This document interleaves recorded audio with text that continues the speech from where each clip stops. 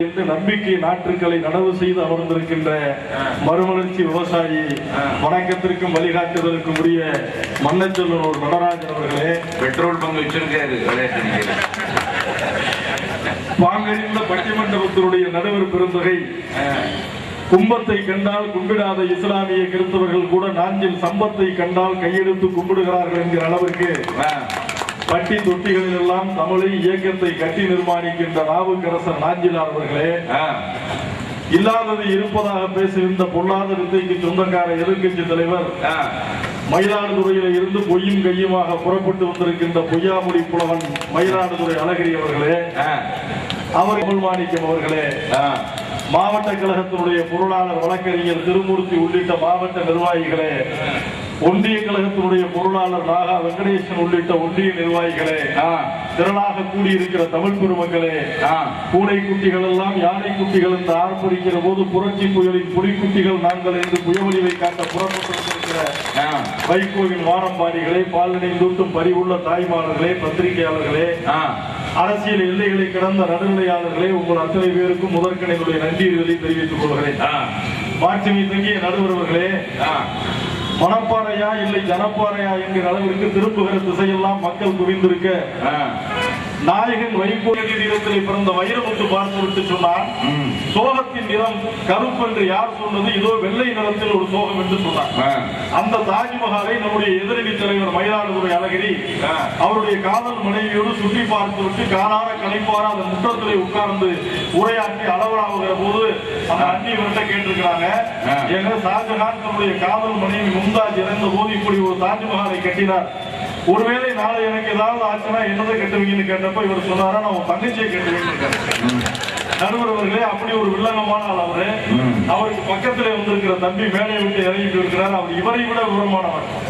ஒரு நாள் மதுரைக்கு வந்துட்டு மதுரையிலிருந்து அடுத்த நாள் தலைநகர் சென்னைக்கு போவதற்காக நானும் அவரும் வைகை விரைவு வண்டியில ஏறி மதுரையில இருந்து புறப்பட்டோம். மதுரையில புறப்படுற போது அந்த வண்டி திண்டுக்கல்ல வந்து நிக்குது.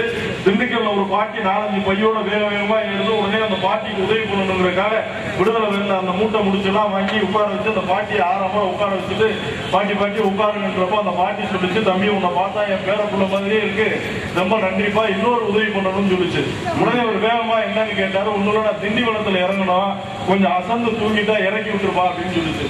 அதுக்கு ஒரு சொன்னார், அதனால என்ன பண்ணி நான் இறக்கி விட்டணும்னு அப்பவே சொன்னேன், ரொம்ப விலை கொடுத்து வாங்காதையா, நீங்க ட்ரெயின் பஸ்ஸை பார்த்தா தான் தூங்குன்னு சொன்னப்பட போங்கண்ணா, பார்த்தா எங்க அப்பத்தா மாதிரி இருக்கு, போனா போகுது பாட்டி இறக்கி விட்டுருவோம்னு சொல்லி பார்த்தா வண்டி திண்டுக்கல்ல தாண்டி திருச்சி தாண்டி விழுப்புரம் தாண்டி செங்கல்பட்டு தாண்டி திண்டிவனம் தாண்டி எக்மோர்ல போய் நிக்குது. நடுவர்களே கண்ணா பண்ணு பேசுது, ஆச்சா பூச்சா அவதான் மயன் இந்த கட்சியில அது இந்த அவனோட எம்டெக் கண்ணா வாயில வந்தபடி மனப்பாறை